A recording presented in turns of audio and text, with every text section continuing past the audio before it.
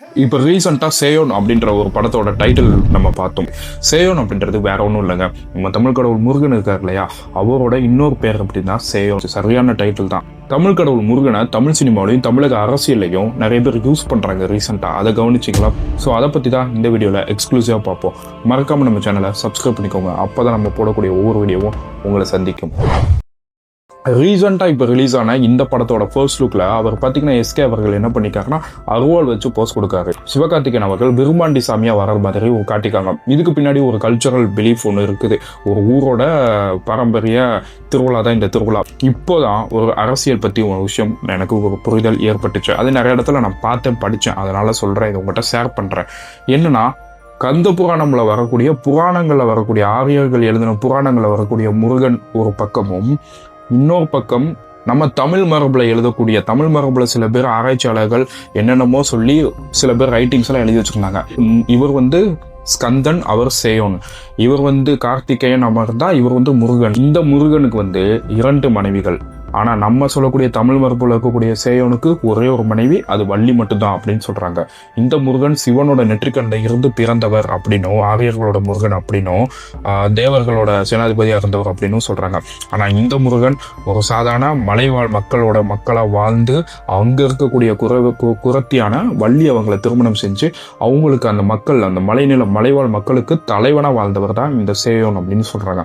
இது ஆக்சுவலா தமிழ் மரபு அப்படின்னு ஒரு சில ஆய்வாளர்கள் பேசக்கூடிய ஒரு தியரி. அந்த பக்கம் ஸ்கந்த புராணம் அப்படின்னு வடமொழியில எழுதப்பட்ட ஒரு புராணம், அதுலயும் முருகன் பத்தி நிறைய விஷயங்கள் இருக்கு.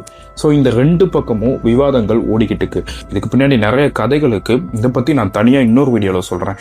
ஸோ இந்த படத்துல உண்மையிலே முருகனை பத்தி தான் சொல்றாங்களா, இல்ல முருகனை பத்தி ஏதாச்சும் திரிச்சு வேற மாதிரி பேசுறாங்களா, இல்ல என்ன மாதிரி இருக்க போகுது அப்படின்றது நமக்கு தெரியல.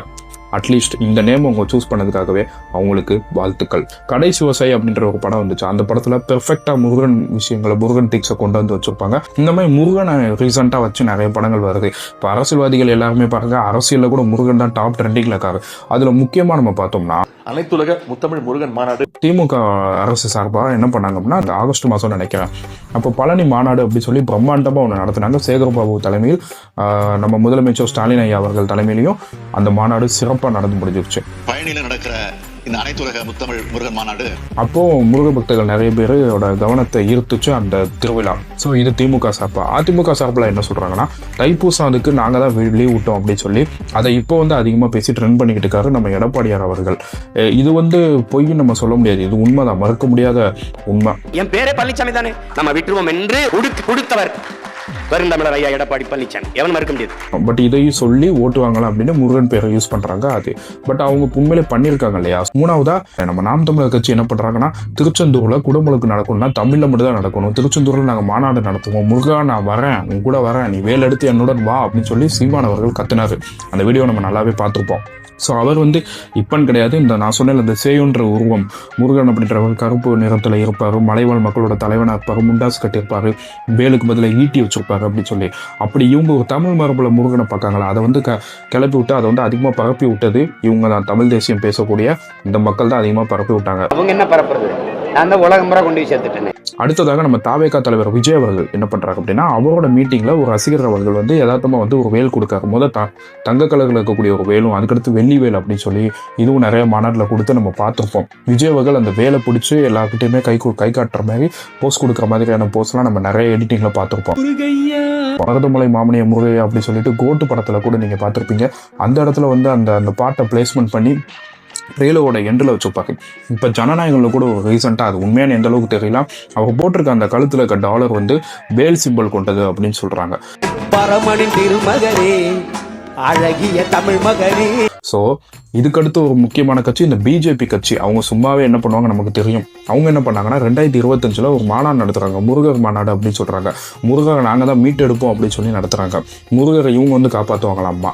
இவங்களும் அப்படி அந்த மாதிரி ஒரு மாநாடு நடத்தி முருக பக்தர்களோட ஓட்டை கணிசமாக நம்ம வாங்கணும் அப்படின்னு சொல்லிட்டு இந்த மீட்டிங்ல கிட்டத்தட்ட நம்ம பவன் கல்யாண், அண்ணாமலைன்னு நிறைய பேர் கலந்துக்கிட்டு இந்த மீட்டிங்கையும் சிறப்பாக பண்ணி முடிச்சுட்டாங்க.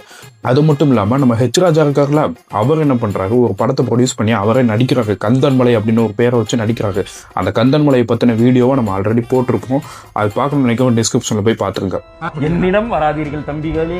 ஸோ இப்படி தமிழகத்தில் தொடர்ச்சியாக நிறைய அரசியல்வாதிகள் முருகனை சமீப காலமாக பயன்படுத்துறது அப்படின்றது ரொம்பவே ட்ரெண்ட் ஆயிருச்சு. ஆனால் எப்படி பார்த்தாலும் தமிழகத்தில் முருகனை கையில் எடுத்தா வாக்கு வங்கி இருக்கு அப்படின்றதுக்கு இது ஒரு சிறந்த உதாரணம் அப்படின்னே நம்ம சொல்லலாம். ஸோ மேலும் முருகனை பற்றி என்னென்ன அரசியல் நடக்குது அப்படின்றத நான் தொடர்ந்து தெளிவாக அடுத்த வீடியோவில் ஒவ்வொன்றா சொல்லுவோம். உங்களுக்கு ஒரு கொஸ்டின் நான் முன்வைக்கிறேன்.